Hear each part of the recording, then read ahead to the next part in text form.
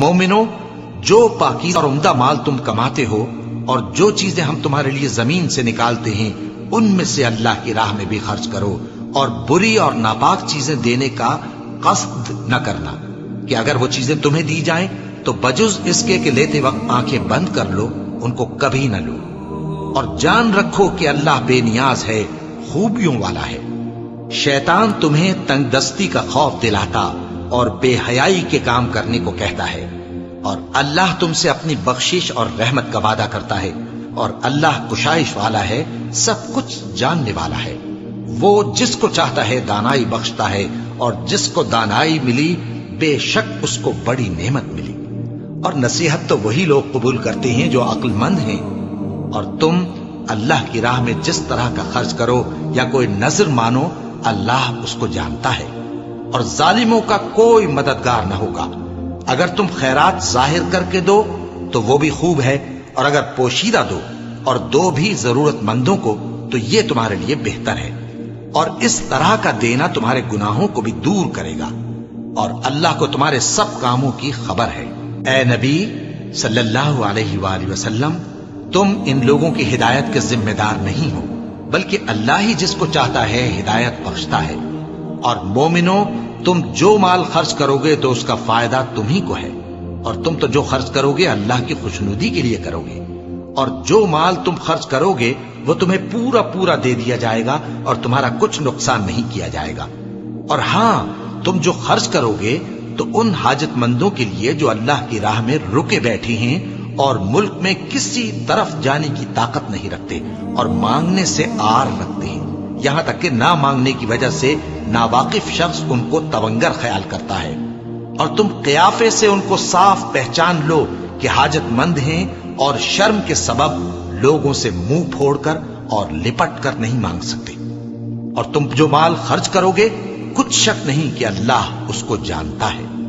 جو لوگ اپنا مال رات اور دن اور پوشیدہ اور ظاہر اللہ کی راہ میں خرچ کرتے رہتے ہیں، ان کا صلہ ان کے پروردگار کے پاس ہے، اور ان کو قیامت کے دن نہ کسی طرح کا خوف ہوگا اور نہ غم۔ جو لوگ سود کھاتے ہیں وہ قبروں سے اس طرح حواس باختہ اٹھیں گے جیسے کسی کو جن نے لپٹ کر دیوانہ بنا دیا ہو، یہ اس لیے کہ وہ کہتے ہیں کہ سودا بیچنا بھی تو نفع کے لحاظ سے ویسا ہی ہے جیسے سود لینا، حالانکہ سودے کو اللہ نے حلال کیا ہے اور سود کو حرام۔ تو جس شخص کے پاس اللہ کی نصیحت پہنچی اور وہ سود لینے سے باز آ گیا تو جو پہلے ہو چکا وہ اس کا، اور قیامت میں اس کا معاملہ اللہ کے سپرد۔ اور جو پھر لینے لگا تو ایسے لوگ دوزخی ہیں کہ ہمیشہ دوزخ میں جلتے رہیں گے۔ اللہ سود کو نابود یعنی بے برکت کرتا اور خیرات کی برکت کو بڑھاتا ہے، اور اللہ کسی ناشکر گناہگار کو دوست نہیں رکھتا۔ جو لوگ ایمان لائے اور نیک عمل کرتے اور نماز پڑھتے اور زکوٰۃ دیتے رہے، ان کو ان کے کاموں کا صلہ اللہ کے ہاں ملے گا، اور قیامت کے دن ان کو نہ کچھ خوف ہوگا اور نہ وہ غمناک ہوں گے۔ مومنو، اللہ سے ڈرو، اور اگر ایمان رکھتے ہو تو جتنا سود باقی رہ گیا ہے اس کو چھوڑ دو۔ پھر اگر ایسا نہ کرو گے تو تم اللہ اور اس کے رسول کی طرف سے اعلان جنگ سن لو، اور اگر توبہ کر لو گے اور سود چھوڑ دو گے تو تم کو اپنی اصل رقم لینے کا حق ہے، جس میں نہ اوروں کا نقصان اور نہ تمہارا نقصان۔ اور اگر قرض لینے والا تنگ دست ہو تو اسے کشائش کے حاصل ہونے تک مہلت دو، اور اگر زر قرض بخش دو تو وہ تمہارے لیے زیادہ اچھا ہے، بشرطے کہ سمجھو۔ اور اس دن سے ڈرو جبکہ تم اللہ کے حضور میں لوٹ کر جاؤ گے، اور ہر شخص اپنے اعمال کا پورا پورا بدلہ پائے گا، اور کسی کو کچھ نقصان نہ ہوگا۔ مومنو، جب تم آپس میں کسی میعاد معین کے لیے قرض کا معاملہ کرنے لگو تو اس کو لکھ لیا کرو، اور لکھنے والا تم میں کسی کا نقصان نہ کرے بلکہ انصاف سے لکھے۔ نیز لکھنے والا جیسا اللہ نے اسے سکھایا ہے لکھنے سے انکار بھی نہ کرے اور دستاویز لکھ دے، اور جو شخص قرض لے وہی دستاویز کا مضمون بول کر لکھوائے، اور اللہ سے کہ اس کا مالک ہے خوف کرے، اور زر قرض میں سے کچھ کم نہ لکھوائے۔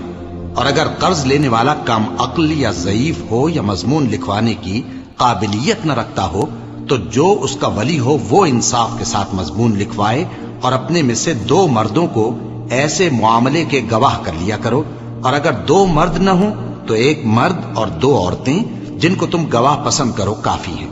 کہ اگر ان میں سے ایک بھول جائے گی تو دوسری اسے یاد دلا دے گی، اور جب گواہ گواہی کے لیے طلب کیے جائیں تو انکار نہ کریں، اور قرض تھوڑا ہو یا بہت اس کی دستاویز کے لکھنے لکھانے میں سستی نہ کرنا۔ یہ بات اللہ کے نزدیک نہایت قرین انصاف ہے، اور شہادت کے لیے بھی یہ بہت درست طریقہ ہے۔ اس سے تم کو کسی طرح کا شک و شبہ بھی نہیں پڑے گا۔ ہاں، اگر سودا دست بدست ہو جو تم آپس میں لیتے دیتے ہو، تو اگر ایسے معاملے کے دستاویز نہ لکھو تو تم پر کچھ گناہ نہیں۔ اور جب خرید و فروخت کیا کرو، مثلا زمین جائیداد کی، تو بھی گواہ کر لیا کرو، اور کاتب دستاویز اور گواہ معاملہ کرنے والوں کا کسی طرح کا نقصان نہ کریں۔ اگر تم لوگ ایسا کرو تو یہ تمہارے لیے گناہ کی بات ہے، اور اللہ سے ڈرو اور دیکھو کہ وہ تم کو کیسی مفید باتیں سکھاتا ہے، اور اللہ ہر چیز سے واقف ہے۔ اور اگر تم سفر پر ہو اور دستاویز لکھنے والا نہ مل سکے تو کوئی چیز رہن با قبضہ رکھ کر قرض لے لو، اور اگر تم میں سے کوئی دوسرے کو امین سمجھے یعنی رہن کے بغیر قرض دے دے تو امانت دار کو چاہیے کہ صاحب امانت کی امانت ادا کر دے، اور اللہ سے جو اس کا پروردگار ہے ڈرے، اور دیکھنا شہادت کو مت چھپانا، جو اس کو چھپائے گا وہ دل کا گناہگار ہوگا،